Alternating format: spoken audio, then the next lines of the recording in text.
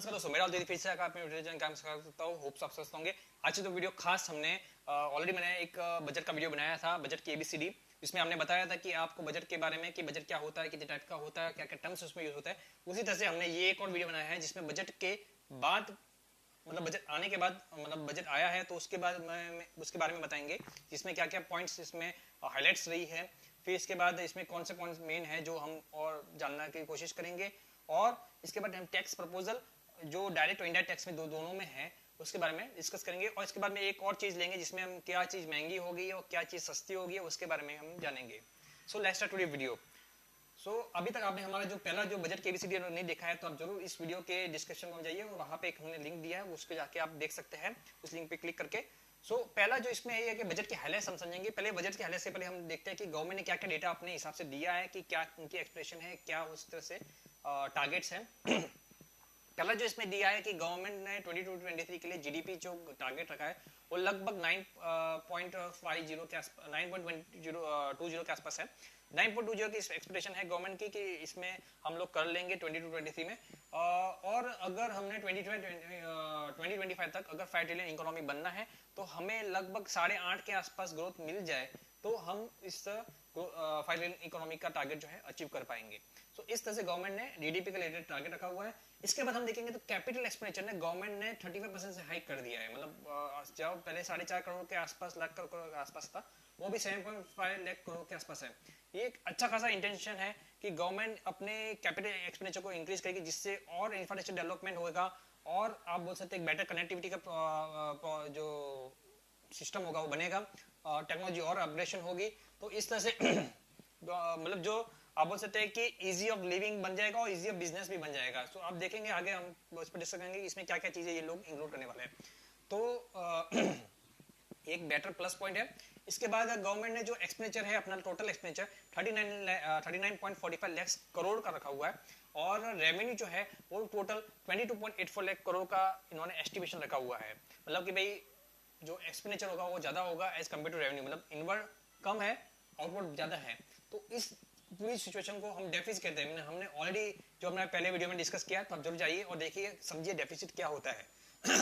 तो डेफिसिट बहुत रहेगा इसमें। तो ये टोटल डेफिसिट जो आज के टाइम में अभी जो इनको दिखाया वो 6.9% के आसपास है और टारगेट इनका जो है 2023 के एंड में वो 6.4% के आसपास अचीव करना है और 2025 तक इनको 4% के आसपास इस अपने डेफिसिट को लेके आना है। जो शायद मुझे लगता है वो नहीं हो पाएगा बिकॉज क्योंकि क्या है कि अभी कोरोना सिचुएशन है तो गवर्नमेंट को और कैपिटल एक्सपेंडिचर करने पड़ेंगे, इकोनॉमी को रिकवरी देंगे और जितने कैपिटल एक्सपेंडिचर ज्यादा होंगे उतने डेफिसिट आपका बढ़ता जाएगा और मुझे नहीं लगता कि 4% के आसपास इनका ये पहुंच पाएगा, पर फिर भी ट्राई करने में ज्यादा है। ठीक है, इसके बाद हम देखेंगे कि इन्होंने कौन से सेगमेंट में अच्छे से स्कीम दी है। मेजर हाईलाइट्स हम ज्यादा जानने की कोशिश करेंगे। सबसे पहले आप देखेंगे तो हमने पहले देखा है एग्रीकल्चर एंड फूड प्रोसेसिंग में।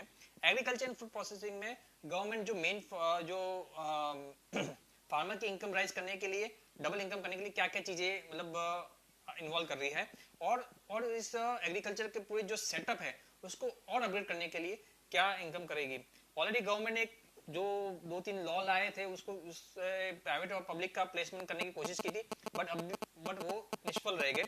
अभी भी एक प्राइवेट प्लेसमेंट, प्राइवेट और पब्लिक का जो उन्होंने कॉम्बिनेशन करके ड्रोन की सर्विस को किसानों के लिए यूजफुल बनाने के लिए प्रमोशन करेगी, जिसमें किसान जो है अपने ड्रोन जो सर्विस प्रोवाइडर होंगे उनसे उनकी सर्विस लेके अपने जो फार्मिंग है या हार्वेस्टिंग को है वो ग्रो कर पाएंगे, जिसमें कैपिटल स्पेंडिंग भी होगा या फिर फर्टिलाइजर स्पेंडिंग होगा, जो भी रहेगा उस ड्रोन के थ्रू वो यूज कर पाएंगे। फिर इसके बाद इन्होंने जो है जो स्टार्टअप है वो एग्रीकल्चर प्रोड्यूस के लिए जो काम कर रहे हैं उनको प्रमोट करने के लिए एक फंडिंग बनाएंगे जिससे उनको प्रमोट किया जा सके। इसके बाद देखेंगे तो गंगा रिवर के आसपास जितने भी ये जो लैंड है, एग्रीकल्चर लैंड है, उनको केमिकल फ्री बनाने के लिए गवर्नमेंट इस दिशा में काम करेगी। तो उससे क्या किसानों को उस चीज के लिए इंकरेज करेगी। तो इससे क्या होगा, इससे गंगा सुरक्षित रहेगी और एक केमिकल फ्री गंगा रहेगी तो पानी भी आपको साफ मिलेगा और इसमें हेल्थ में भी कोई इशू नहीं आएगा। तो ये एक अच्छा खासा कदम है जो गवर्नमेंट को इसको एग्जीक्यूट अच्छी तरह से करना चाहिए।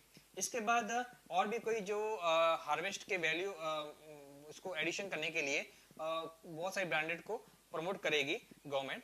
इसके बाद देखेंगे तो इंटरलिंक कनेक्टिविटी जो है नदियों की, रिवर की, वो बनाने वाला है, जिसमें बहुत सारी नदियों को कनेक्ट करके उसके थ्रू हार्वेस्टिंग और फार्मिंग के लिए पानी, ड्रिंकिंग के लिए पानी और ट्रांसपोर्टेशन के लिए भी यूज कर पाए, वैसा एक सिस्टम पूरा बनाने वाली है। और इसमें और भी कुछ 4-5 स्कीम है वो भी इंक्लूड की है। तो उससे गवर्नमेंट का टारगेट है कि आने वाले 2025 के तक ये जो इनकम है फार्मर की उसको डबल किया जा सके। अभी आज की तारीख में जो एग्रीकल्चर का ग्रोथ है 21-22 के हिसाब से वो लगभग 3.9% मतलब 4% के आसपास दिखती है कोविड के बाद जो हम देख रहे हैं उसमें। इसके बाद हम देखेंगे तो एजुकेशन में देखें तो एजुकेशन में गवर्नमेंट ने स्किल और डिजिटलाइजेशन का थोड़ा कॉम्बिनेशन बनाया है।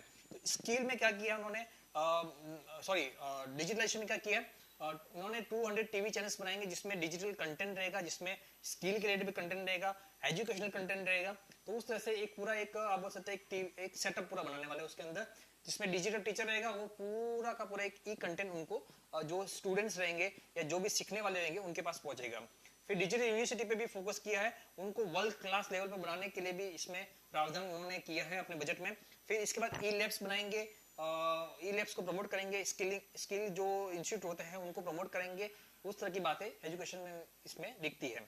इसके बाद एक और इसमें एक मैंने बोला कि ड्रोन का जो सर्विस जो फार्मिंग के रिलेटेड है, वैसे ही ड्रोन एज अ सर्विस भी यूज होगा इंडस्ट्रीज में। तो उनको कैसे बनाया जाता है, किस तरह से क्या होगा, उसको किस तरह से यूज कर पाएंगे, उसकी भी एक स्किल डेवलपमेंट जो है उसको प्रमोट करेगी गवर्नमेंट। इसके बाद देखेंगे तो हेल्थ के लिए गवर्नमेंट ने एक नेशनल डिजिटल हेल्थ इकोसिस्टम उसको रोल आउट किया है।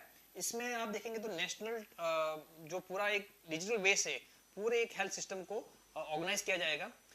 फिर बाद में आपने देखा होगा कोरोना में बहुत टाइम क्या हुआ है कि लोगों को डिप्रेशन की प्रॉब्लम हो गई है, कोई मतलब आइसोलेट फीलिंग कर रहे हैं बिकॉज ऑफ किसी के घर पे किसी की डेथ हो गई है, किसी की फाइनेंशियल क्राइसिस हो गई है, लोगों की सेविंग्स खत्म हुई उसका टेंशन से, या किसी का बिजनेस खत्म हो गया उसके टेंशन से, उन लोग को बहुत मेंटली आप बोल सकते हैं कि डिप्रेशन और इस तरह की स्ट्रेस और इस तरह की प्रॉब्लम ज्यादा हुई है। तो उस चीजों को डील करने के लिए गवर्नमेंट ने एक हेल्थ के लिए काउंसिल सिस्टम बनाया है जिसको बोलते हैं national tele mental health programme. इसमें फ्री में काउंसलिंग और एक आप बोल सकते हैं क्वालिटी काउंसलिंग प्रोवाइड की जाएगी जो भी पीड़ित है उनको। इसके बाद जितने भी इनके मिशन है, जितने भी इनके प्रोजेक्ट है, उनको इंटीग्रेट किया जाएगा हेल्थ के रिलेटेड जितने भी है। इसमें मिशन शक्ति आ गया, मिशन वात्सल्य आ गया, इसमें जो नवजात शिशु की माँ होती है उनके रिलेटेड जो प्रोवाइड किया जाता है उनको बेनिफिट, उसमें इसमें आ गया सक्षम आंगनवाड़ी। आपने आंगनवाड़ी सुना होगा, उस आंगनवाड़ी को सक्षम आंगनवाड़ी बनाएंगे बिकॉज ऑफ सम डिजिटल वे से उसमें अपग्रेडेशन करके उसको सक्षम आंगनवाड़ी बनाएंगे। और पोषण 2.0 जो पोषण पहले आपने देखा होगा मिड डे मील में मिलता था खाना जो बच्चों को मिलता था स्कूलों में, उसे और आंगनवाड़ी में उसे पोषण 2.0 मतलब कुछ और अच्छा खासा अपग्रेडेशन और अच्छी क्वालिटी का फूड प्रोडक्ट को प्रोवाइड करके उससे प्रोवाइड किया जाएगा। फिर मैंने ऑलरेडी बोला कि आंगनवाड़ी जितने भी 2 लाख आंगनवाड़ी है उनको आगे अपग्रेडेशन किया जाएगा। इसके बाद देखें तो ऑल इंक्लूसिव अगर वेलफेयर फोकस हम देखें तो गवर्नमेंट ने हर घर नल से इसमें स्कीम में लगभग अब ये ईयर 8 करोड़ हाउस होल्ड को कनेक्ट करने की मतलब 22-23 में टारगेट रखा हुआ है। तो ये एक अच्छा खासा कदम है जिसमें मैं बोल सकते हैं कि आपने देखा होगा कि गाँवों में छोटे कस्बों में आधा दिन तो पानी भरने में चला जाता है। मैं खुद भी ये फीस अपने गाँव में कर चुका हूँ। हमारा आधा दिन तो यही चला जाता है कि भाई पानी आएगा कि नहीं आएगा। तो ये सिचुएशन को डील करने के लिए हर घर नल से अगर कनेक्ट हो जाएगा तो अच्छा खासा काम और टाइम दोनों बच जाएगा। तो ये एक बहुत अच्छी चीज है। इसके बाद पीएम आवास योजना में 80 लाख हाउसेज जो है कंप्लीट करेंगे 22-23 में। इसके लिए लगभग 48,000 का बजट रखा हुआ है। हर घर नल के लिए 60,000 करोड़ का बजट रखा हुआ है। इसके बाद पीएम डिवाइन करके जो उन्होंने एक नॉर्थ ईस्ट के लिए स्पेशली एक प्रोग्राम बनाया है जिसमें नॉर्थ ईस्ट के जितने भी स्टेट है उनको मेनलैंड जो लैंड है जैसे ग्रो कर रहे हैं वैसे ही ग्रो करे, उनके लिए infrastructure social development equally related हो, उसके लिए एक स्पेशल इन्होंने एक फंडिंग रखा हुआ है। उसी की तरह पे एक वाइब्रेंट विलेज प्रोग्राम भी बनाया है जिसमें नॉर्थ ईस्ट के जो बॉर्डर वाले जितने भी विलेजेस हैं उनको जो स्टेट है और स्टेट से मेनलैंड स्टेट है उनसे कनेक्ट किया जाएगा, ताकि उनका जो डेवलपमेंट रहेगा, उनकी जो ग्रोथ रहेगी वो आगे अच्छी रहे। फिर अगर हम देखें तो पोस्ट ऑफिस की बात करें तो पोस्ट ऑफिस जितने भी 1.5 लाख पोस्ट ऑफिस है 100% उनको कोर बैंकिंग सिस्टम में लाया जाएगा। तो ये एक अच्छा कदम है। जो पोस्ट ऑफिस पहले मर रही थी उसको अगर कोर बैंकिंग सिस्टम में अगर लेके आएंगे तो अच्छा खासा इस पोस्ट ऑफिस के थ्रू काम बढ़ेगा और लोगों को और प्रमोशनल एक्टिविटी आएगी और उसमें जॉब अपॉर्चुनिटी आएगी। तो ये एक अच्छा कदम है और हम तो पहले से चाहते थे कि पोस्ट को एक बैंक यूज करना चाहिए, बिकॉज पोस्ट हर जगह पहुंची हुई है। ये जो इसमें ये जो बजट है पूरा का पूरा एक डिजिटल बजट रहा है। आपने देखा होगा कि निर्मला सीतारमण पहले जब पोथी पे लेके आती थी वो आजकल टैब में पूरा अपना बजट पढ़ती है। तो ये गवर्नमेंट का फोकस पूरा डिजिटलाइजेशन करने का है। एजुकेशन में लेके हेल्थ इंफ्रास्ट्रक्चर सब जगह पे ये यूज हो रहा है। उसी तरह से इन्होंने जो अपना जो बजट का जो ड्यूरेशन है वो पहले 5 साल से होता था, उसको अभी 25 साल तक माइंडसेट के हिसाब से साल से कर रहे हैं। तो वो एक इन्होंने एक अमृत काल रखा हुआ है, 75 से 100 ईयर का बीच में अभी जो काल अभी उनके हिसाब से है। तो हम देख रहे हैं कि ये 75 ईयर्स के जो अभी हमारा जो इंडिपेंडेंस का है उसमें 75 शेड्यूल कमर्शियल बैंक को डिजिटल बैंकिंग यूनिट बनाना है। उनका एक ये इस तरह से टारगेट है 75 डिस्ट्रिक्ट्स में। तो इस तरह से पूरा डिजिटल वे का एक काम इन्होंने इसमें करना है। इसके बाद एमएसएमई के लिए उन्होंने एक सिस्टम बनाया रैम्प सिस्टम करके, जिससे उनकी प्रोग्राम परफॉर्मेंस और प्रोग्राम दोनों में इंप्रूवमेंट आए। उसके लिए एक पूरा एक रैम्प करके सिस्टम बनाया है जिसका नाम है rising and accelerating MSME performance. तो उसके लिए एक एमएसएमई के लिए ये है।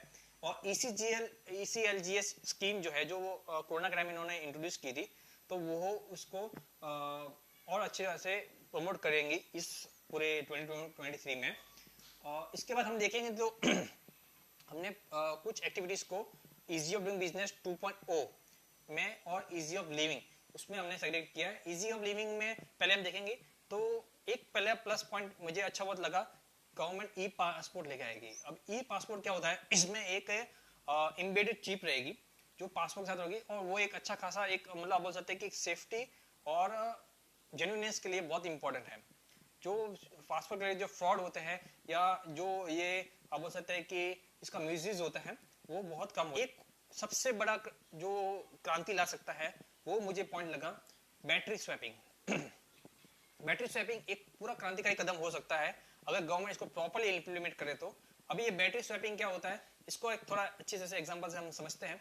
बैटरी स्वैपिंग कैसा होता है कि जैसे आप समझो कि आज के टाइम में अगर आप गाड़ी लेके जाते हैं तो पेट्रोल पंप पे आप अपना डीजल या पेट्रोल जो भराते हैं या गैस भराते हैं तो उसको कुछ समय में जैसे 2-5 मिनट के अंदर आपका पूरा काम हो जाता है। बट इलेक्ट्रॉनिक व्हीकल में एक थोड़ा तकलीफ है कि इसमें जो बैटरी का जो ये आप बोल सकते हैं चार्जिंग होता है उसको लगभग 10-15 मिनट तो लग ही जाता है, 10 से 15 मिनट 20 मिनट लगभग लग ही जाता है। तो इसके लिए बहुत ही ये टाइम कंज्यूमिंग है, ये बहुत टाइम खा रहा है। तो उसको कम करने के लिए बैटरी स्वैपिंग का सिस्टम किया जा रहा है। इसमें क्या होगा, इसमें जितने भी मैन्युफैक्चर बैटरी के रहेंगे उनके लिए एक टास्क दे दिया जाएगा कि आप जो बैटरी बना रहे हो वो एक ही इंटीग्रेशन मॉडल पे बनाइए कि चाहे वो कौन सी भी गाड़ी हो, कौन सा भी मॉडल हो, उसमें ये एक ही लेवल पे लगनी चाहिए। तो जैसे आपने टाटा की गाड़ी ली या मारुति जब अपना गाड़ी लॉन्च करेगा या कोई भी अपना गाड़ी लॉन्च किया है तो उसके अगर समझो वो बैटरी जो वहां पे है टाटा में वो सेम बैटरी आपको किया मोटर्स में मिलेगी, सेम आपको मारुति में मिलेगी, वैसे ही उस तरह से सिस्टम पूरा बनाने वाले हैं।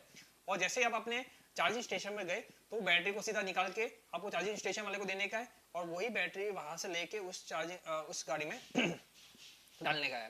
तो इस तरह से ये बैटरी स्वैपिंग का सिस्टम करने वाले हैं जो मुझे लगता है बहुत ही अच्छा और एक आप बोल सकते हैं एक शानदार पॉइंट है इसके अंदर। फिर इसमें इजी ऑफ डूइंग बिजनेस में अगर देखें तो इजी ऑफ डूइंग बिजनेस में ट्रस्ट बेस्ड गवर्नेंस बनाने का प्रमोट करने का गवर्नमेंट ने बोला है कि हम और अच्छा खासा गवर्नेंस बनाएंगे। गुड गवर्नेंस जो गवर्नमेंट बोलती है अपना उस हिसाब से। इसके बाद जितने भी इंटीग्रेशन सेंटर और स्टेज के बीच में है मतलब जो जितने भी मतलब आप बोल सकते डिजिटल इंटीग्रेशन हो गया या फिजिकल इंटीग्रेशन हो गया उसको और बेटर बनाने के लिए आईटी का यूज करके इंफॉर्मेशन टेक्नोलॉजी का यूज करके उसको बनाएंगे। फिर परिवेश पोर्टल को जो है जो परिवेश पोर्टल यूज होता है उसको और एक्सपांड करेंगे ताकि जितने भी रोड और ट्रांसपोर्टेशन रिलेटेड जितने भी प्रॉब्लम है वो धीरे धीरे इसको रिजोल्व हो सके। फिर आप देखेंगे तो यूनिक जो आपने जो लैंड का एक पूरा डेटाबेस बनाएंगे, unique land parcel identification number. आपके पास अपने लैंड का खुद का एक आइडेंटिफिकेशन नंबर होगा, जैसे आपका पैन कार्ड आधार कार्ड है वैसा ही लैंड का भी एक आइडेंटिफिकेशन नंबर होगा। जो कंपनी अपना क्या बोलते हैं वाइंडिंग अप करना चाहती है वॉलंटरी, तो उनके लिए CPS करके ये इंट्रोड्यूस करेंगे। इसके बाद सबसे ज़्यादा मुझे इम्पोर्टेंट जो पॉइंट है वो है 5G। 5G का इनका टारगेट है 2023 में लॉन्च पूरी इंडिया में लॉन्च करने का, और उसके स्पेक्ट्रम को सेल करने का पूरा प्रोसीजर इस 2023 में करने वाले हैं। और इससे खास है इसके लिए उन्होंने इसको और स्पीडअप करने के लिए, क्योंकि टेक्नोलॉजी तो बन जाएगी बट उसके साथ उसको हार्डवेयर और उसके लिए इंटीग्रेशन के लिए जो सिस्टम लगता है उसके लिए तो पैसा चाहिए होगा, और उसके लिए प्रोडक्शन यूनिट बहुत अच्छे चाहिए होंगे। तो उन कंपनियों को प्रमोट करने के लिए जो प्रोडक्शन यूनिट में है, जो टेक्नोलॉजी भी बनाती है हार्डवेयर भी बनाती है, उनको प्रमोट करने के लिए उनको पूरा PLI स्कीम में डाल सकते हैं, प्रोडक्शन लिंक इंसेंटिव में डाल सकते हैं। इसमें लगभग 90,500 करोड़ का एक पैकेज जो है इसमें 5G के लिए अलोकेट किया गया है। तो जो सबसे मुझे लगता है कि बहुत ही अच्छा कदम है, और इसको आगे अगर अच्छे से एग्जीक्यूट कर दिया तो एक अच्छी खासी आप बोल सकते हैं ये सिर्फ इंडिया के लिए नहीं 5G और पूरे वर्ल्ड के लिए बहुत ही इंपॉर्टेंट हो सकता है। इसके बाद कई सारे और ई-बिल सिस्टम को पूरी अच्छी तरह से अपग्रेड करके उसको एग्जीक्यूट करेंगे। इसके बाद हम देखें तो और भी इंपॉर्टेंट पॉइंट अगर डिफेंस में देखें तो डिफेंस के लिए इन्होंने पूरी तरह से एक आत्मनिर्भर बनाने की कोशिश की है। 68% जो प्रोक्योरमेंट होगा डिफेंस का वो पूरा का पूरा मेक इन इंडिया होगा, मतलब वोकल फॉर लोकल उस तरह से होगा। और स्टार्टअप जो इंस्टीट्यूट जो इस चीज में लगे हुए हैं डिफेंस में उनको प्रमोट किया जाएगा, और इस R&D के लिए जो डिफेंस बजट में से लगभग 25% का जो पैसा है वो इस डिफेंस बजट में दिया गया है। फिर मेन जो स्टेप आता है, हमने ऑलरेडी बोला था कि जो गवर्नमेंट ने कैपिटल एक्सपेंडिचर 35.4% जो है आगे बढ़ाया है, तो उसका मेजर इम्पैक्ट जो आएगा PM गति शक्ति प्रोग्राम जो है, जो आपने ऑलरेडी सुना होगा, उसमें आएगा। नेशनल हाईवे जो नेटवर्क है उसको आगे एक्सपांड करेगी 25,000 किलोमीटर से। तो इस तरह से आप बोल सकते हैं कि गति शक्ति को और गति दी जाएगी इस पैसे से जो उन्होंने एक्सपेक्टेशन के लिए बढ़ाया है। इसके बाद देखें तो गवर्नमेंट ने ये भी एक प्रपोजल डाला है कि वो 2022 में RBI के साथ मिलके ई-रूपी जो है उसको डिजिटल रूपी जो है उसको लॉन्च कर देंगे। और इससे एक इंटेंशन मिल रहा है कि कहीं ना कहीं गवर्नमेंट ने जो क्रिप्टो करेंसी का जो माइंडसेट था कि मतलब क्या करना है क्या नहीं करना है, तो वो उस माइंडसेट को चेंज करने के लिए उन्होंने ये डिजिटल का एक रुपये का फंडा निकाला है, जिसमें क्या होगा कि वो पूरा एक्सेप्टेंस में आ जाएगा। बट इसमें जो प्राइवेट प्लेयर है वो एज अ एक्सचेंज काम नहीं करेंगे, बिकॉज इंडिया खुद अपना डिजिटल रुपी लॉन्च करने वाला है, तो उसका यूज आप कर पाएंगे, ना कि किसी और अदर प्राइवेट प्लेयर का। जैसे बिटकॉइन हो गया, लिथेरियम हो गया, जो भी है उनको आप एज एक्सचेंज मोड में यूज नहीं कर पाएंगे एज पर अभी जो गवर्नमेंट का इंटेंशन लग रहा है। इसके बाद आप देखेंगे तो गवर्नमेंट ग्रीन जो एनर्जी है उसको बढ़ाने के लिए, या आप बोल सकते हैं कि ग्रीन इंफ्रास्ट्रक्चर बनाने के लिए बहुत ज्यादा जोर दिया है। इसमें भी उन्होंने ग्रीन बॉन्ड्स करके निकालेंगे, जिससे उस पैसे को यूज करके जो भी स्टार्टअप या जो भी कंपनी इस ग्रीन टेक्नोलॉजी और ग्रीन मतलब बोल सकते हैं कि ग्रीन एनर्जी में काम कर रही है उनको प्रमोट किया जाएगा। और इसमें लगभग आप बोल सकते हैं कि सोलर की जो कंपनियां हैं, फिर आप बोल सकते हैं जो रिन्यूएबल एनर्जी पे काम कर रही है उन कंपनी को प्रमोट किया जाएगा। अभी रिसेंटली आपने देखा होगा कि टाटा ने SBI के साथ मिलकर सोलर फाइनेंसिंग का काम चालू कर दिया है। तो ये एक तरह की एक एक्टिविटी जो है इस तरह से मतलब गवर्नमेंट और भी कई मतलब करा सकती है, कई भी बैंक के साथ और कंपनी को ये इस तरह की फैसिलिटीज प्रोवाइड करा सकती है। तो ये इस तरह से काम इसमें होगा। फिर अगर इस बजट में हम देखें तो आंकलन करें तो हम देखें तो कहाँ से पैसा आ रहा है और कहाँ को पैसा जा रहा है। तो हम रुपीज कम फ्रॉम में देखें तो इनकम टैक्स से लगभग 15% का पैसा इनको आ रहा है, एक्साइज ड्यूटी से 7% का आ रहा है, कॉर्पोरेट टैक्स से 15% का आ रहा है। आपने देखा होगा इनकम टैक्स और कॉर्पोरेट टैक्स में दोनों अभी इक्वल हो गए। पहले ये चीज नहीं थी, पहले कॉर्पोरेट टैक्स ज्यादा था, इनकम टैक्स कम था। तो अभी आप देखेंगे कि गवर्नमेंट ने जिस तरह से इस इंफ्रास्ट्रक्चर और लोगों को जो जागरूकता बढ़ी है, तो उससे क्या हुआ है कि जो टैक्स बेस है वो वाइडन हो गया है। अभी आप देखेंगे तो इनकम टैक्स जो है वो ज्यादा आ रहा है as compared to corporate tax. फिर GST से लगभग 16% के आसपास आ रहा है, कस्टम से 5% का आ रहा है, नॉन टैक्स रेवेन्यू 5% से आ रहा है, और अगर हम और बोरिंग और ये देखें तो उसमें 35% का आ रहा है, नॉन डेप्ट कैपिटल रिसिप्ट से लगभग 2% के आसपास आ रहा है। तो इस तरह से पैसे का आप बोल सकते हैं कि इनके पास आ रहा है। पैसा जा किधर है तो आप देखेंगे लगभग जो सेंट्रल की जो सेंट्रल सेक्टर की स्कीम है उसमें 15% पैसा जा रहा है। फाइनेंस कमीशन और अदर जो भी ट्रांसफर होता है वो लगभग 10% के आसपास हो रहा है। स्टेट के साथ जो इनका शेयर है टैक्स और ड्यूटीज में लगभग 17% पैसा जाएगा। इंटरेस्ट पेमेंट में लगभग 20% का पैसा जाएगा। डिफेंस में ये लोग 8% इन्वेस्टमेंट करने वाले हैं। फिर आप बोलेंगे कि सेंट्रल स्पॉन्सर जो स्कीम है उसमें 9% का होएगा। पेंशन में 4% का मतलब जाएगा इस बजट का। और कुछ जो भी एक्सपेंडिचर उसमें लगभग 17 से 18% के आसपास ये एक्सपेंसेस में जाने वाला है। इसके बाद देखिए तो टोटल बजट का किसको कितना कितना पैसा गया, तो लगभग मिनिस्ट्री ऑफ कम्युनिकेशन को लगभग 1,05,000 के करोड़ के आसपास पैसा गया। मिनिस्ट्री ऑफ केमिकल फर्टिलाइजर को 1,07,000 करोड़ के आसपास पैसा गया। Ministry of agriculture farmer welfare को 1,32,000 के आसपास पैसा गया। मिनिस्ट्री ऑफ रूरल डेवलपमेंट को 1,38,000 के आसपास गया। मिनिस्ट्री ऑफ रेलवे को 1,40,000 करोड़ के आसपास पैसा गया। मिनिस्ट्री ऑफ होम अफेयर्स को 1,85,000 का पैसा गया। Ministry of road transport and highway को लगभग 1,99,000 के आसपास पैसा गया। Ministry of consumer affairs, food and public distribution में लगभग 2,17,000 का पैसा गया। और मिनिस्ट्री ऑफ डिफेंस में लगभग 5,25,000 करोड़ का इन्वेस्टमेंट जो है इस बजट के थ्रू, मतलब पैसा जो सेग्रीगेट हो रहा है वो इस तरह से हो रहा है। फिर हम नेक्स्ट आते हैं टैक्स प्रपोजल पे, डायरेक्ट टैक्स और इनडायरेक्ट टैक्स। डायरेक्ट टैक्स में पहले तो हम जो मेन इंपॉर्टेंट जो पॉइंट इसमें जो है उसको पहले लेंगे, जिसपे लोगों की निगाह बहुत ज्यादा रही है, वो है क्रिप्टो। क्रिप्टो का खेल ऐसा है कि पहले तो लग रहा था कि गवर्नमेंट इसको बैन कर देगी, फिर इसके बाद इसको लीगल कर देगी, और इसके बाद जब मतलब गवर्नमेंट ने पहले कुछ स्टेप नहीं लिया तो उसमें सिचुएशन क्या हो गया कि बहुत जन लोगों ने इन्वेस्टमेंट चालू कर दिया। अभी इसको देख के गवर्नमेंट भी थोड़ा वो हो गया कि अगर हम इसको बैन कर देंगे तो लोगों में वो हो जाएगा, प्रॉब्लम हो जाएगा, पैनिक हो जाएंगे। फिर बाद में उन्होंने धीरे धीरे इसको धीरे धीरे अपने मैकेनिज्म को थोड़ा चेंज करते हुए इसको धीरे धीरे लीगल एक बैकडोर से बनाने की कोशिश की है।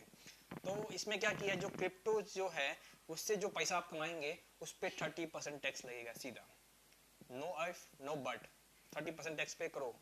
अभी उसमें आपको कुछ ऑफसेट अलाउड नहीं होंगे, मतलब कोई खर्चे अलाउड नहीं होंगे, आपने अगर कोई नुकसान किया है तो वो अलाउड नहीं होगा, बराबर। और उसके जो लॉसेस है वो कैरी फॉरवर्ड नहीं होंगे इनटू सब्सिक्वेंट ईयर, मतलब जो लॉस आपने कर दिया, अगर आपने स्टॉक में लॉस किया होता, जब आप इक्विटी में अगर आपने लॉस किया होता या आपने किसी दूसरे और इंस्ट्रूमेंट में लॉस किया होता तो आपको उसका बेनिफिट मिलता है, बट इसमें नहीं मिलेगा। ये गवर्नमेंट ने इसमें स्ट्रिक्टली इसमें बोला है, और फ्लैट 30% आपको इसमें टैक्स लगाएगी।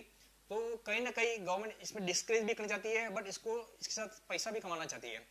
दूसरा इसमें देखेंगे तो इसमें इन्होंने 1% टीडीएस लगाया, ऑल ट्रांजेक्शन जो भी रहेगा क्रिप्टो रिलेटेड जितने भी, तो इससे क्या होगा कि एक वाइडन टैक्स बेस बन जाएगा। अगर आपको टीडीएस लगाया तो आपको रिटर्न भरवानी पड़ेगी, आपको डिक्लेयर करना पड़ेगा, तो ये सब चीजें इसमें आ जाएगी।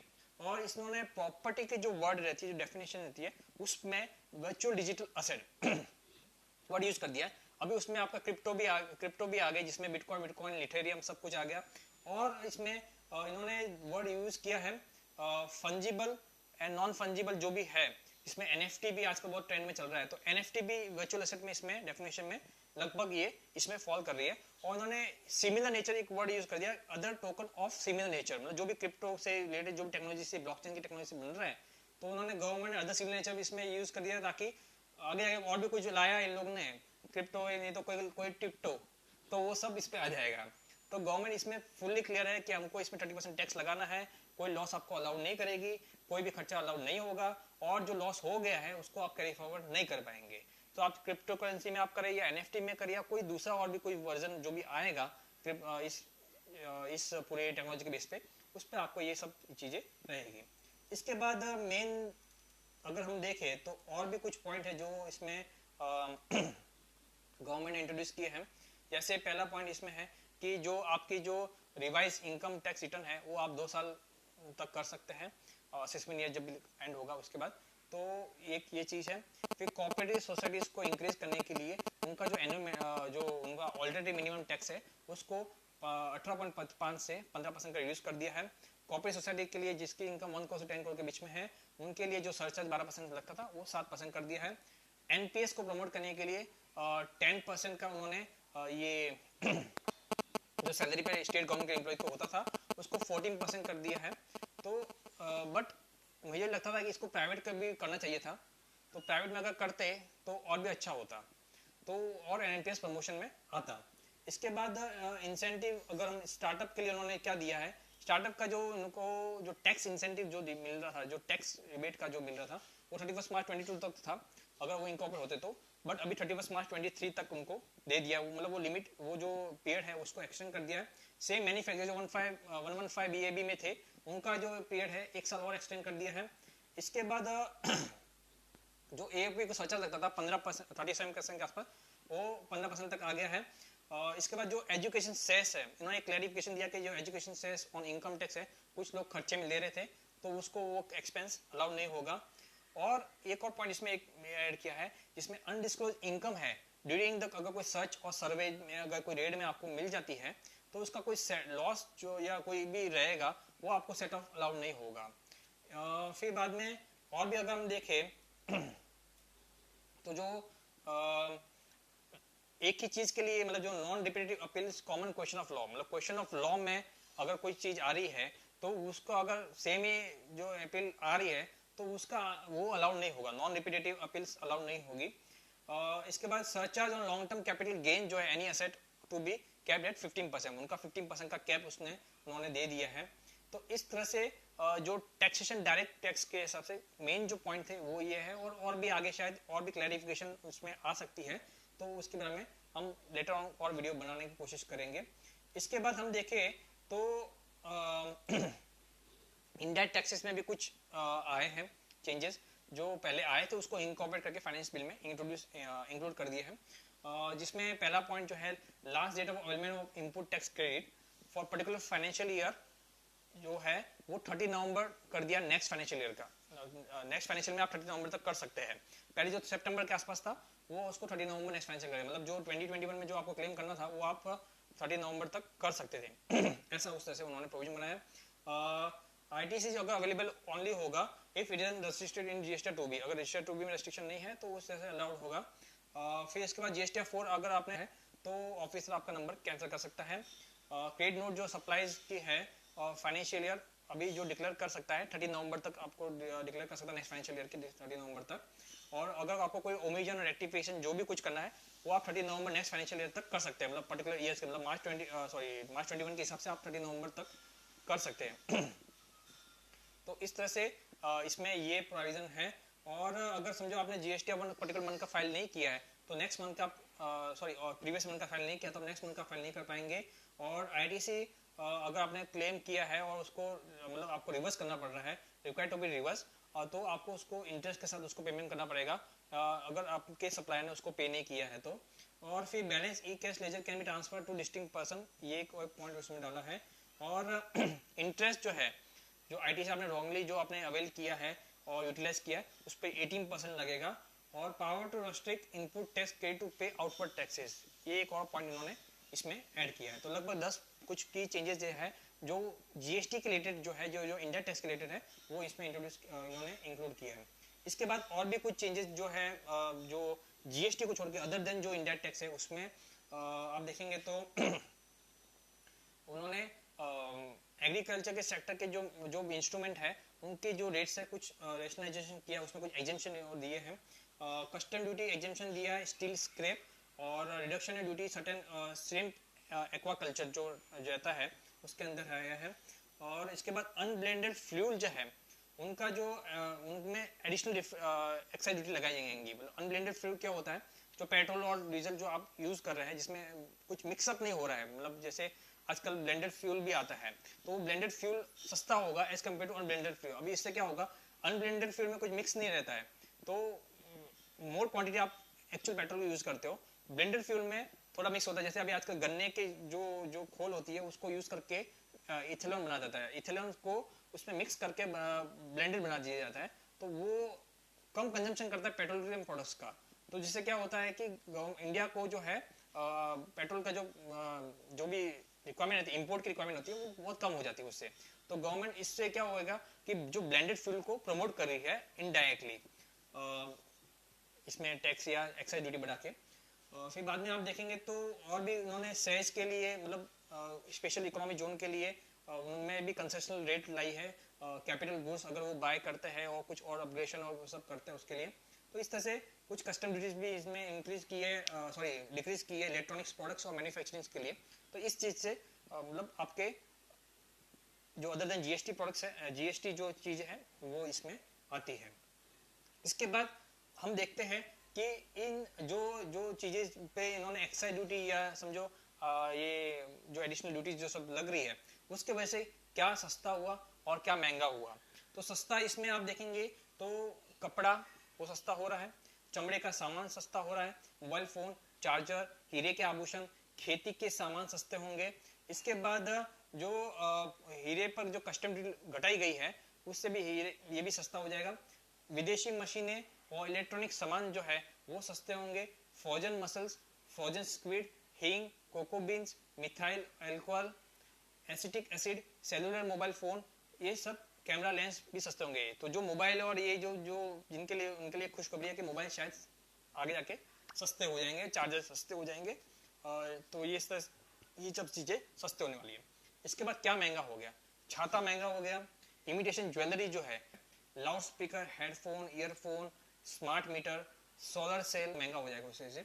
सोलर मॉडल, एक्सप्रे मशीन और इलेक्ट्रॉनिक खिलौने की जो पार्ट्स है वो सब इसमें महंगे होने वाले हैं। तो बेटा मोटी हमने देखा कि इस तरह से पूरा एक आप बोल सकते हैं कि इसका पूरा ये फ्रेमवर्क है। फिर इसके बाद हम देखेंगे तो कि क्या गवर्नमेंट हिट क्या क्या मिस किया। तो आपने देखा होगा गवर्नमेंट ने गति शक्ति के थ्रू अच्छा खासा काम किया। फिर डिफेंस में अच्छा खासा काम करने की कोशिश करेगी। डिफेंस में आप देखेंगे तो इंडिया एक्सपोर्टर में ज़्यादा बढ़ रहा है, धीरे धीरे आगे बढ़ रहा है, तो वो बहुत ही अच्छा खासा है। फिर आत्मनिर्भर डिफेंस रहेगा तो इंडिया के लिए भी अच्छा है।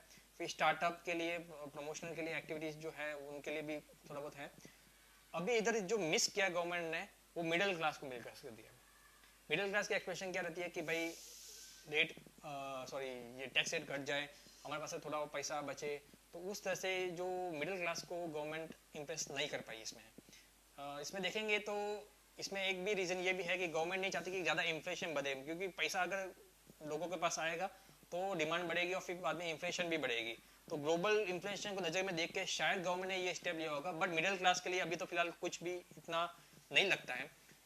फिर भी आप देखेंगे तो दूसरा इसमें यही है कि भाई कि अगर समझो मिडिल क्लास को कुछ दिया होता तो और भी अच्छा खासा बजट बन सकता था।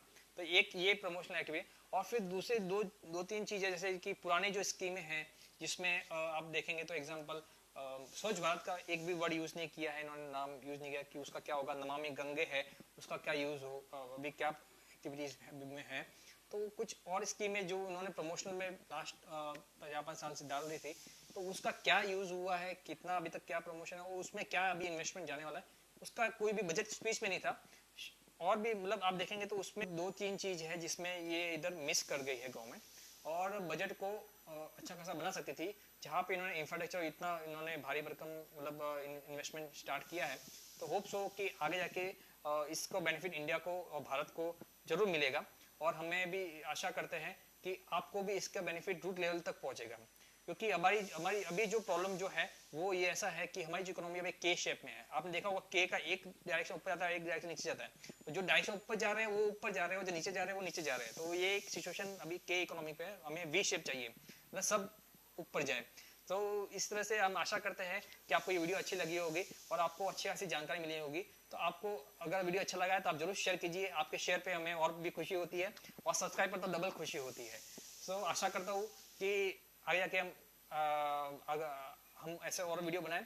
तो आप जरूर हमारे जो YouTube चैनल को सब्सक्राइब कीजिए और बेल आइकन को प्रेस कीजिए, ताकि तुरंत आपको नोटिफिकेशन आ जाए कि ये जो हमारा जो वीडियो है आपके पास पहुंचे। So thank you for watching this video. जय हिंद, जय भारत।